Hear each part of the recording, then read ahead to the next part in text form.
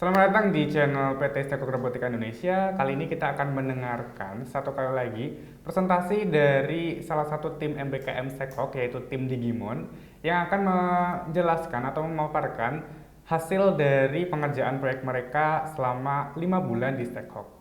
Yuk kita simak. Silakan tim Digimon. Perkenalkan, kami dari tim Digimon, Digital and Monitoring. Saya Ersam, Teknik Elektro Universitas Udayana. Saya Dava, Teknik Instrumentasi Institut Teknologi 10 November Surabaya. Saya Ferry dari Universitas Sumatera Utara. Saya Rafif, Elektronika dan Instrumentasi dari Universitas Gadjah Mada. Saya Rivaldo, Teknik Mesin dari Politeknik Harapan Bersama. Baiklah, langsung saja kita ke pemaparan dari tim digital dan monitoring kami. Assalamualaikum warahmatullahi wabarakatuh. Selamat siang semuanya. Di sini kami dari tim Digimon akan melakukan sebuah presentasi mengenai digital control system, di mana ini adalah salah satu alat untuk melakukan monitoring pada sistem produksi. Nah, kita akan masuk kepada permasalahannya, apakah yang akan diciptakan dari DCS tersebut. Oke, dari permasalahannya yang pertama yaitu adalah sistem monitoring dan kontrol suatu grup produksi berbasis konvensional. Seperti yang kita lihat dari gambar, bahwa masih banyak industri yang menggunakan pengecekan secara manusia. Dengan istilah human error, mungkin ini adalah salah satu faktor penyebab permasalahannya, di mana pengecekan itu masih berbasis manusia, banyak yang lolos dan sebagainya. Kemudian yang kedua yaitu adalah tingkat efisiensi monitoring dan kontrol produksi sangat buruk. Seperti kita lihat lagi gambar, bahwa jika manusia yang melakukan pengecekan, monitoring dan segala macam, maka banyak hal-hal buruk yang bisa mungkin efisiensinya menjadi menurun, sehingga lebih baik kita akan menggunakan alat-alat yang benar-benar tanpa ada tenaga manusianya. Oke, selanjutnya di sini seperti apa? Apa yang harus kita selalu lakukan? Solusi apa yang harus kita buat? Maka di sini adalah solusi dari permasalahan tersebut dengan adanya DCS. Nah, DCS ini adalah menggabungkan segala permasalahan tadi, yang menggabungkan dan mengintegrasikan HMI controllernya untuk mengatur segala personal dari mesinnya, kemudian historian, riwayat yang akan dikerjakan dari si monitor ke produksi sistem tersebut, kemudian database untuk menyimpan data-data yang telah dikerjakan, dan kemudian adalah manajemen alarm. Gunanya ini adalah untuk memperingatkan kepada operator apakah kendala-kendala yang terjadi sebelumnya. Kemudian semua itu dapat digabungkan menjadi sistem otomatis tunggal yang dinamakan dengan DCS tersebut. Kemudian di sini saya akan memperlihatkan tentang integrasi sistem dari produk dan inovasi dari suatu DCS tersebut. Di mana dari yang kita lihat bahwa ada mesin produksi sebagai inputan, di mana di dalamnya itu adalah cycle produksi untuk melakukan integrasi atau melakukan berbagai macam tentang sistem produksi tersebut, di mana ada untuk melakukan penyortiran dan sebagainya. Kemudian di situ adalah downtime-nya, di mana ini adalah guna untuk memberhentikan waktu dalam terjadi kendala atau sebagainya seperti maintenance, operation, dan lain-lainnya. Kemudian pada database juga kita melakukan inputan berupa item order, di mana ini adalah menjadi salah satu beberapa order dari beberapa industri yang melakukan request terhadap order-order yang ingin dicek. Kemudian di sini ada historian, adalah riwayat yang telah melakukan pengecekan tersebut. Dalam inputan tersebut kita akan masukkannya ke dalam DCS, di mana DCS tersebut juga memiliki petugas, di mana dia akan mengontrol atau melakukan berbagai macam hal untuk bisa melakukan atau mengintegrasikan si DCS tersebut. Kemudian analis order, seberapa banyak order dan targetnya, kemudian atau not good-nya, dan alarm gunanya ini adalah sebagai pemberitahuan dari inputan dan downtime yang akan dilakukan peringatan kepada operator untuk melakukan kendala-kendala yang terjadi tersebut. Kemudian hal-hal yang dikeluarkan dari DCS tersebut yaitu adalah target realisasinya, downtime-nya, waktu yang terkendala, stock monitoring, direct cost material, di mana jumlah material yang ada dari yang sudah dicek ataupun belum, atau yang not good atau yang bagus. Kemudian situ ada produktivitas petugas dan juga ada produktivitas mesin, di mana ini adalah sebagai satu sistem integrasi yang ada di pada suatu DCS. Sebuah survei dari Indonesia Industry 4.0 Readiness Index menunjukkan bahwa dari 25 perusahaan besar yang ikut di asesmen dalam survei ini, terdapat beberapa pilar-pilar yang mana hal ini menunjukkan beberapa indeks dari perusahaan-perusahaan besar di Indonesia saat ini terhadap transformasi menuju industri 4.0. Dapat dilihat bahwa dari kelima parameter tersebut ada yang namanya produk layanan yang merupakan indeks dengan nilai tertinggi untuk saat ini rata-rata pada perusahaan industri di Indonesia, yang mana hal ini menunjukkan bahwa perusahaan-perusahaan industri di Indonesia telah menunjukkan kesiapannya dalam kustomisasi produk dan telah menggunakan analisis data customer dalam memasarkan produk dan layanannya, dan itu sudah paling baik daripada parameter-parameter yang lainnya. Dan sedangkan untuk parameter yang terendah terdapat pada manajemen dan organisasi, yang mana hal tersebut menunjukkan bahwa para top manajemen dari perusahaan-perusahaan ini masih kurang siap ataupun menunjukkan keengganannya dalam bertransformasi ke industri 4.0, yang mana mereka menganggap bahwa investasi untuk 4.0 sangat besar biayanya dan kurang cocok bagi perusahaan mereka. Dan hal tersebut dapat dilihat pula dari distribusi kesiapan industri di Indonesia. Rata-ratanya masih berada pada level 2, 48% dengan distribusinya, di mana itu dapat diartikan sebagai perusahaan industri di Indonesia sebagian besar masih pada level siap ditransformasi pada industri 4.0, dan hal tersebut dapat menjadi peluang kita atau market kita dalam memasarkan DCS ini karena di level 2 tersebut distribusinya paling banyak untuk saat ini. Dalam menggait customer, di sini kita akan menjalankan proses bisnis dengan model di mana key partner merupakan perusahaan manufaktur maupun asosiasi pengusaha. Kemudian key activities-nya adalah database cleaning, UX development, front end, back end DevOps, kemudian perakitan komponen, instalasi perangkat. Key resource-nya merupakan intellectual capital, software development, dan hardware integration. Untuk cost structure yang kita keluarkan itu berasal dari software development, hardware assembly installation, kemudian software social media, and advertisement. Dan revenue yang kita akan dapatkan itu berasal dari hardware selling profit, software development selling profit, maintenance, dan penjualan part. Untuk menggait pelanggan, kita juga bisa melalui kontak WhatsApp, kemudian penyediaan layanan apabila terjadi kendala secara langsung. Channel untuk menghubungkan kita dengan asosiasi pengusaha dan perusahaan manufaktur itu bisa melalui sosialisasi di tempat maupun mencari asosiasi pengusaha, di mana nantinya itu akan menjadi peluang bagi kita untuk mempromosikan DCS ini. Untuk customer segments, kita menargetkan perusahaan dari skala medium hingga besar. Dalam merealisasikan hal tersebut, kami dibimbing oleh mentor, yaitu Mas Rushan.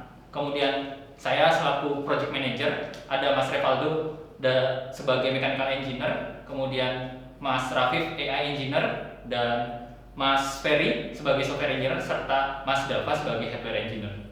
Berikut ini adalah perjalanan kami selama proses pembuatan DCS dari awal hingga akhir. Pada 21 September 2021 dimulai dengan mengobservasi dan mempelajari seluruh dari sistem DCS dari latar belakang hingga proses pembuatan yang akan dilaksanakan dengan didampingi oleh mentor dari software engineer. Kemudian pada 4 Oktober 2021 dilaksanakan finalisasi pembagian project, yaitu main project dan research project, dan DCS ini termasuk dalam main project kami. Dilanjutkan pada 3 November 2021 dimulai perakitan mekanikal dari DCS ini, yaitu merakit mulai dari stand bawah, tiang penyangga, hingga dengan casing atas DCS.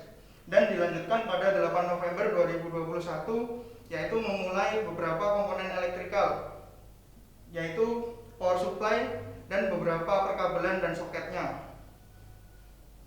Kemudian pada tanggal 3 Desember 2021 dimulai pemasangan controller dan beberapa komponen elektrikal lainnya seperti wiring, soket-soket menuju power supply, dan juga soket input-output.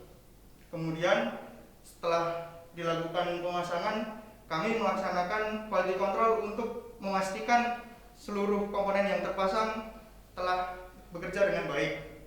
Pada 24 Desember 2021, kami melakukan survei ke industri untuk memastikan dan memeriksa pengintegrasian dari dari DCS ini ke mesin yang akan dipasang DCS. Baik, lanjut ke minggu berikutnya, tepatnya pada tanggal 27 Desember tahun 2021.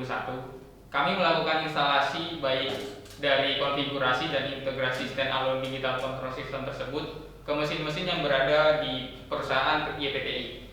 Kami juga melakukan seperti assembly wiring untuk mengetahui digital input dan digital output pada mesin digital control system tersebut yang akan diintegrasikan ke contohnya mesin molding yang ada di perusahaan YPTI tersebut. Nah, setelah kami melakukan instalasi pada hari berikutnya, tepatnya tanggal 28 Desember tahun 2021, kami melakukan screening apakah DCS yang sudah kami instalasi itu sudah sesuai dengan clause QC, apakah sudah sesuai dengan perhitungan dan penjumlahan mesin yang telah ditentukan. Demikianlah presentasi yang dapat kami paparkan dari tim Digital Control System. Kurang lebihnya mohon maaf apabila ada yang hal dipertanyakan dan kurang jelas, dipersilakan. Oke, terima kasih kepada tim Digimon yang sudah menjelaskan atau memaparkan presentasi hasil proyeknya selama 5 bulan ini. Dan selamat juga kalian sudah menyelesaikan proyek-proyek kalian di MBKM pada batch 1 ini. Ada beberapa pertanyaan yang ingin saya tanyakan. Yang pertama, terkait sistem digitalisasi manufaktur ini, bisakah dari supervisor atau dari manajer itu memonitor apa yang terjadi di pabrik dengan jarak jauh atau lewat apps mungkin dari mobile dan sebagainya? Oke, baik. Terima kasih atas pertanyaan dari Mas Ray. Pertanyaan yang sangat bagus. Perkenankan saya untuk menjawabnya. Apakah seorang supervisor atau leader bisa memonitoring secara jarak jauh apa yang terjadi di pabrik melalui DCS tersebut? Dan jawabannya tentu saja bisa dengan cara menghubungkan DCS tersebut ke cloud base yang akan dapat diakses melalui internet. Dan di PT ini nanti akan dilakukan inovasi selanjutnya di suatu line produksi. Itu akan ditampilkan suatu monitor yang bisa menampilkan keseluruhan line produksi itu. Mulai dari berapa piece yang sudah produksi, yang NG berapa, yang lolos QC berapa, dan hari ini sudah tercapai target atau belum.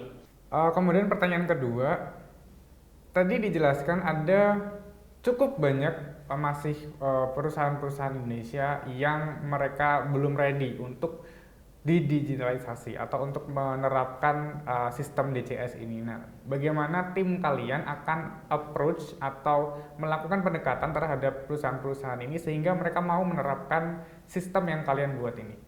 Seperti kita tahu bahwa alasan mereka, perusahaan-perusahaan ini masih enggan untuk melaksanakan transformasi tersebut adalah mereka merasa bahwa investasi terhadap industri 4.0 ini membutuhkan dana yang besar, membutuhkan banyak source yang besar, dan mereka berpikir bahwa hal tersebut masih belum cocok untuk perusahaan mereka. Jadi yang bisa kita lakukan adalah menjelaskan lebih jauh mengenai seberapa mudahnya dari digital ataupun industri 4.0 ini untuk diterapkan ke perusahaan mereka.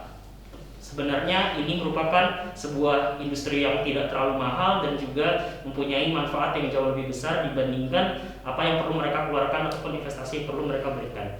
Sehingga kita dapat memberikan penjelasan kepada mereka bahwa ini merupakan transformasi yang sebenarnya sangat berharga dan sangat bermanfaat bagi perusahaan mereka. Selanjutnya, coba kalian paparkan bagaimana sistem magang di Stackhawk dan load kerja yang kalian dapatkan selama magang 5 bulan di Stackhawk itu seperti apa?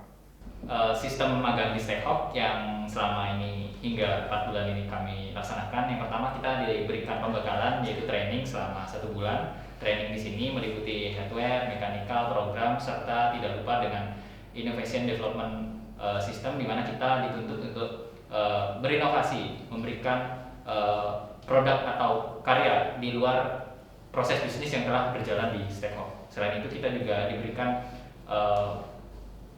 training tentang bagaimana membangun sebuah startup ataupun bisnis. Nah, selanjutnya bagaimana pembagian tim dan skill. Nah, setelah 1 bulan berlangsung akan dilakukan evaluasi. Dari evaluasi tersebut, kami diberikan opsi untuk memilih mau masuki tim mana dan melakukan proyek apa. Tentunya hal ini juga melalui ACC dari para mentor. Mentor melakukan penilaian.